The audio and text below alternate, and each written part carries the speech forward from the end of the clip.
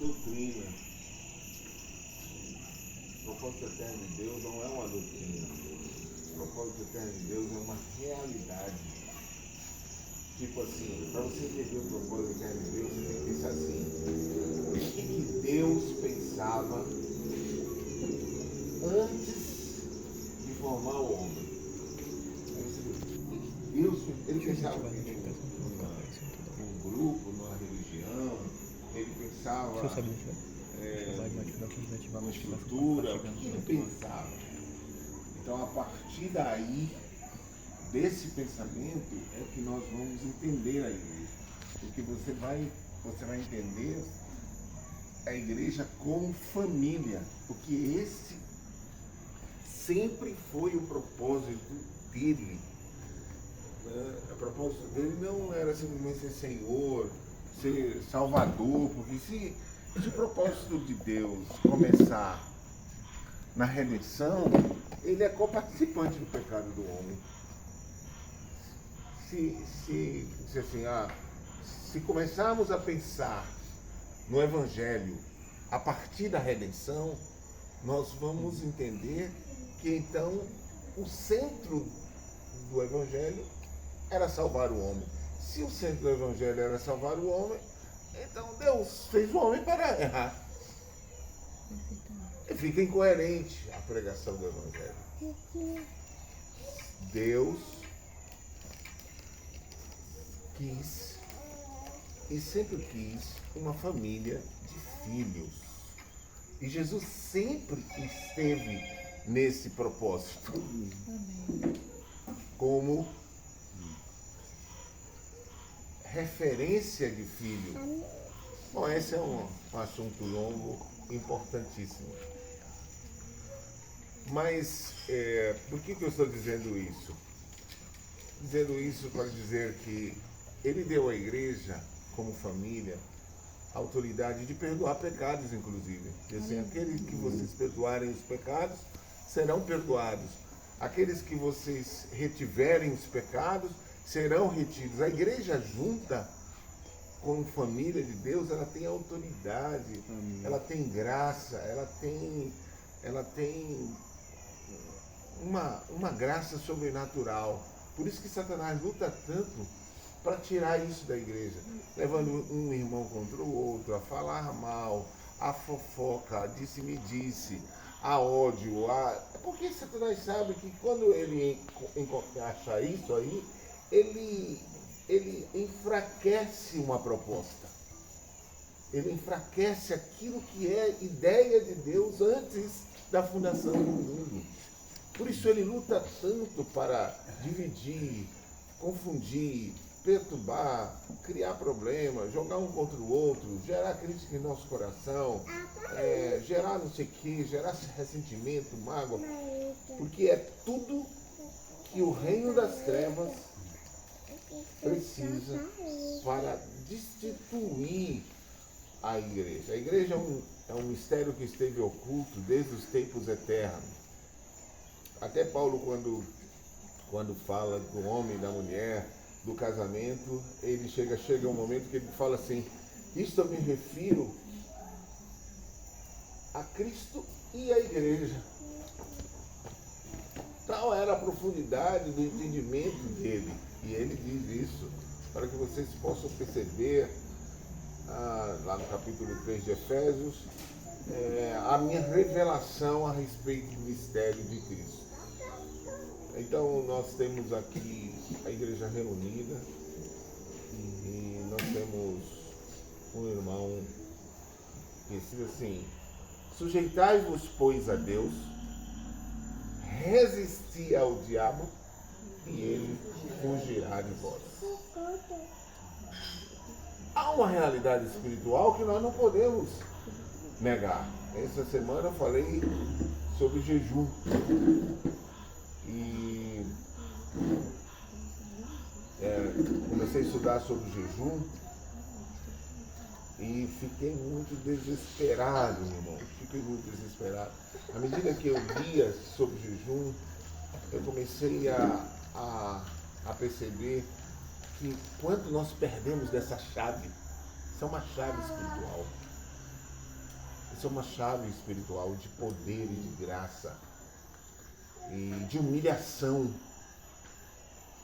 O jejum é a forma que Deus escolheu para nos humilharmos diante dele. E Jesus diz exatamente isso. Quando vocês derem esmola, vocês vão fazer de uma forma assim. Vocês dão com a mão direita e a esquerda não precisa ver. Quando vocês orarem, vocês entram no seu quarto, fechem a sua porta. Quando vocês jejuarem, quando jejuardes, não façam como os hipócritas. Então Jesus tirava disciplinas espirituais dos protocolos da religião para uma realidade espiritual. Por exemplo, dar esmola. Por que dar esmola? Porque ele não está abençoando o receptor. Ele está abençoando o doador. É porque existe uma lei, e a lei chama-se Lei da Reciprocidade. Dai-se-vos-á dado, boa medida, recalcada, sacudida, transbordante. Então qual é o objetivo de Deus? Quebrar a avareza e o egoísmo do homem quando ele ensina a dar. E o jejum? O jejum é a ação de humilhação que a igreja pode ter. Por isso, bom, não sei, alguns devem ter ouvido essa live aí, mas quando você puxa lá de Joel 2, aquele jejum de Joel 2, o Senhor diz assim: convertei-vos a mim. O Senhor chama o povo: convertam-se a mim, venham a mim, se humilhem a mim com jejum, choro. Olha só, Deus, o Pai, faz um convite à humilhação e diz como é que Ele quer essa humilhação. Façam isso com jejuns, com choro, com lamento. E eu disse que eu fiquei muito assim impressionado porque esse tema veio cair na minha mão e eu fui para as Escrituras para estudar as Escrituras sobre esse assunto. Eu me arrependi diante de Deus. Eu dobrei o joelho. Teve uma hora que eu estava estudando as Escrituras, que eu dobrei o joelho no banheiro e falei: Senhor, me perdoe. Eu negligenciei muitas vezes, porque o meu começo do meu ministério, eu entreguei 3 anos o meu café da manhã e meu almoço ao Senhor. Então eu por 3 anos fiz uma refeição só por dia. Claro, era mago que dava dó. Mas a graça, a sensibilidade, a unção é completamente diferente. Bom, humilhem-se diante da potente mão de Deus. Como eu me humilho? Eu me humilho com jejum, com pranto, com choro, com arrependimento, com conversão, com confissão ao Senhor. Isso é uma chave espiritual que às vezes negligenciamos porque a carne não gosta. Talvez seja a coisa que a carne menos gosta. É sofrer, né? E a Bíblia diz assim, lá no Yom Kippur, no dia da expiação, lá em Levítico, ele diz assim: hoje afligireis as vossas almas diante de mim. E fica como um sinal perpétuo. Os judeus sabiam que afligir a alma era jejuar. E você vai encontrar isso, ó. Você lembra de Acabe? Cara ruim. Ruim. Ele é o marido de Jezabel. Um dos piores reis de Israel. Teve pior que ele, que foi Manassés. E os dois são experiências semelhantes. O profeta Elias, o tesbita, vai a Acabe e profere um juízo. Profere um juízo. Ele vira as costas e sai. E Acabe se veste de saco e cinza. Dorme na cinza. Para de comer. Começa a jejuar. Aí Deus chama o profeta e diz: o homem se humilhou diante de mim. Eu já não vou fazer mais o que eu queria. Camarada, isso é muito impressionante. Você lembra de Nínive? Jonas vai a Nínive. Jonas recebe uma orientação para dizer à cidade: em 40 dias a cidade será destruída. 40 dias. E Jonas tem toda aquela história de não querer fazer, porque Nínive é uma cidade violenta, de muita coisa ruim. Ele não queria que o cara se arrependesse, não. Queria que ele se estourasse e fosse para o inferno mesmo. O profeta não estava nem aí para eles. Aí acontece tudo aquilo, que ele vai, o navio afunda, quase vai a pique, ele é jogado no mar, um peixe leva ele para dentro da barriga e ele passa 3 dias de jejum. Forçado. Agora foi forçado. E no capítulo 2 ele começa a clamar ao Senhor das profundezas do abismo. E ele se humilha diante de Deus. Deus dá uma chance a ele e repete a mensagem. Você tem que chegar lá e dizer isso aqui. E ele vai e percorre a cidade de 120 mil habitantes. Ele percorre a cidade num dia dizendo 40 dias e a cidade vai acabar. E o povo creu. E sabe o que o povo fez? Jejuou, se humilhou, vestiu de saco. O rei soube que o povo tinha parado de comer. O rei pôs o jejum por decreto. Agora eu decreto que animal, criança, ninguém come.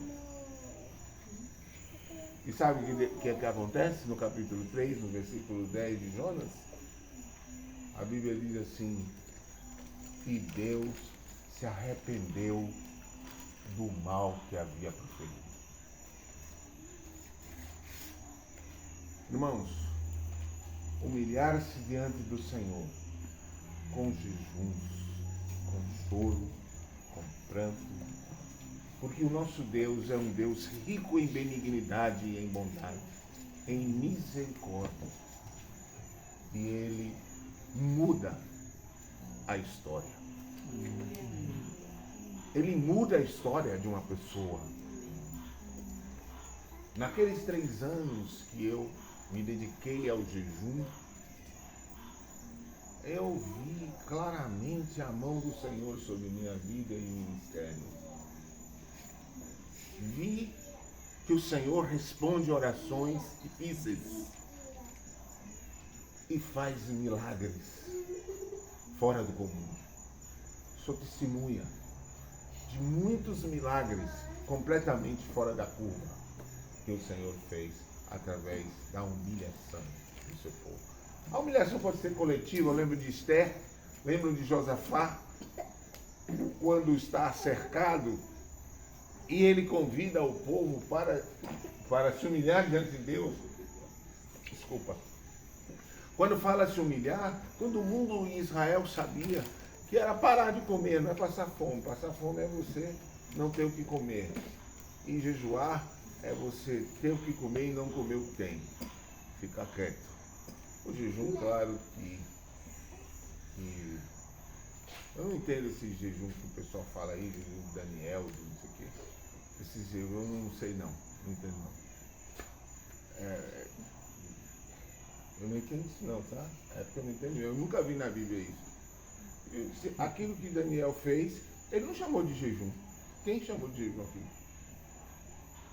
Isso é um compromisso dele com Deus. Isso aí não foi estabelecido para ninguém. Ah, eu vou deixar de comer pimenta.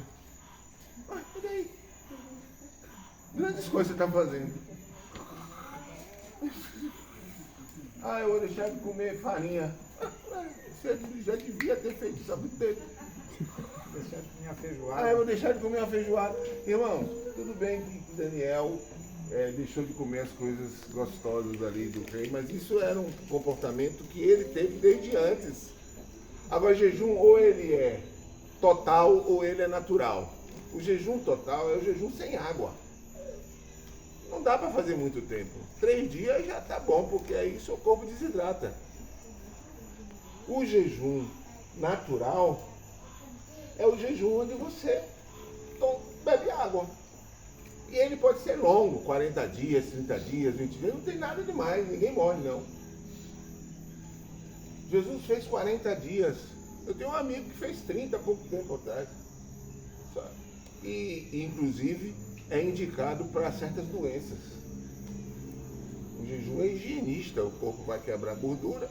Depois que ele quebrar a gordura, ele vai comer o resto que tiver antes de ele mexer com os músculos. Vai comer cisto, vai comer tumor, vai sair porque ele precisa sobreviver. Ele vai dizer assim, eu tenho que sobreviver, hein? Limpa o fígado? Limpa tudo. Ele vai limpar tudo. Então isso aí, é o que alguns médicos dizem. E eu tenho certeza que Deus não é bobo. Ele não vai indicar algo que seria prejudicial. Muito pelo contrário. Se ele indicou, é porque tem alguma coisa de bom, tanto espiritual como físico. E hoje tem livros escritos sobre jejum de incrédulos. De incrédulos, não é crente não. Que ele vê o jejum não do ponto de vista espiritual, como nós estamos falando, ele está vendo o jejum do ponto de vista médico, porque assim, o seu corpo diz assim, você para, dá um descanso ao seu corpo. Uma coisa que a gente não consegue, né? Não para de comer pão, come medida, por daqui a pouco come, não para de comer, come. E a gente não para de comer, e a gente não para de comer. Nós somos ocidentais, e como ocidentais nós comemos muito. Quando alguém está doente, para de comer, você parou de comer. Você tem que comer. Come, pelo amor de Deus, come, empurra a comida na pessoa. O corpo da pessoa está dizendo assim, eu preciso descansar. Não aguento mais. Eu preciso parar. Preciso dar um tempo. Gente, ninguém morre. Veja um animal. O animal quando está doente, ele come. Ele para de comer. Olha, vamos aprender com eles. E isso é saúde. Eu digo sempre que uma hora eu vou pregar sobre jejum para curar a enfermidade. Porque quando eu vivi, e eu estou dizendo isso porque eu nunca parei de jejuar, claro. Né? Mas eu diminuí meu ritmo de jejum de uma forma absurda. E isso eu me arrependo diante de Deus com choro, com lamento. E disse ao Senhor que eu vou voltar no mesmo pique que um dia eu tive de jejum. O último jejum que eu fiz de 10 dias, o médico me ligou, não, você tem que parar. E eu obedeci. Obedeci ao médico, também estava com vontade. Né? Então, a carne dele combinou tudo, o médico falou, para. Eu falei, opa, por ordem médica.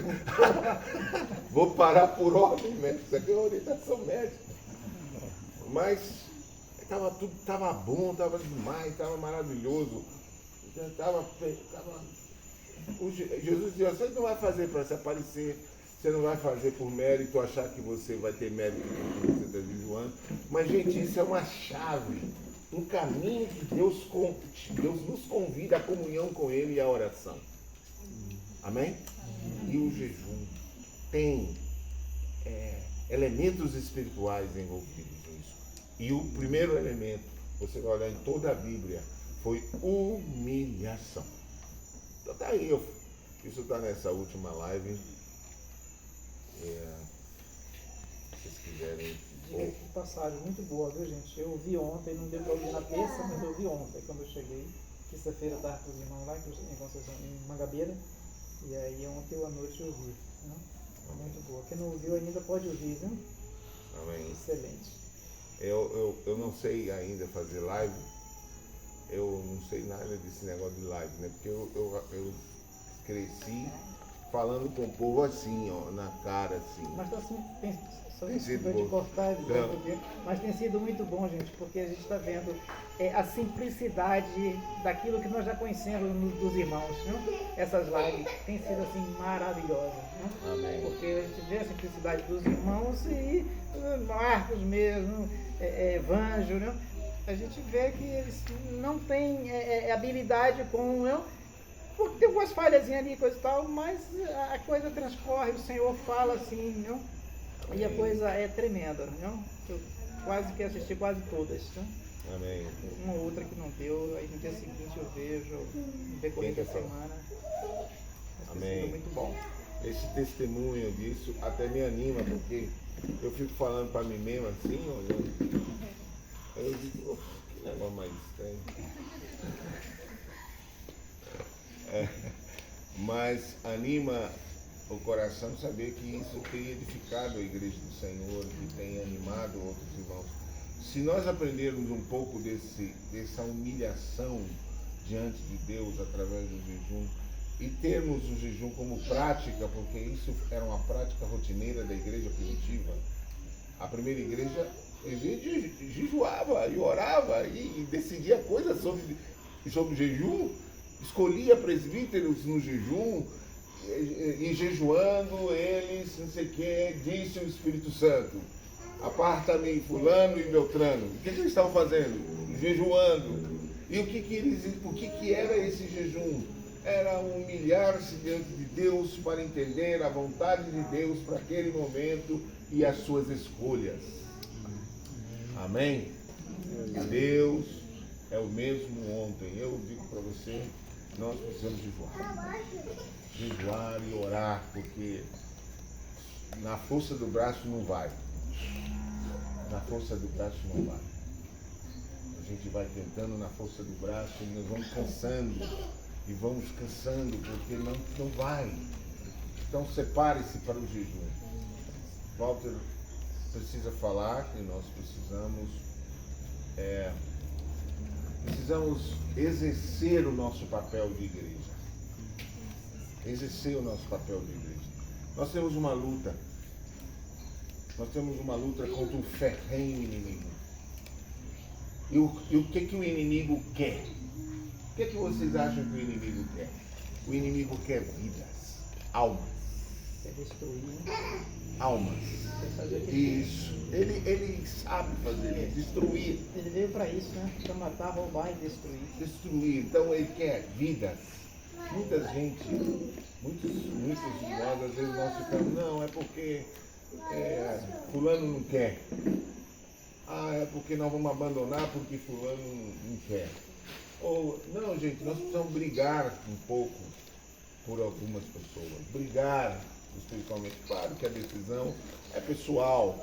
Ninguém vai impor decisão. Né? Mas eu queria te dizer que a oração dobra querer também, viu? A oração dobra querer. E a oração muda rumos. E muda a história e apaga a força do fogo. E extermina uma guerra. A oração está lá escrito, a fé. Amém? Amém. Walter. Na Bíblia ele vai.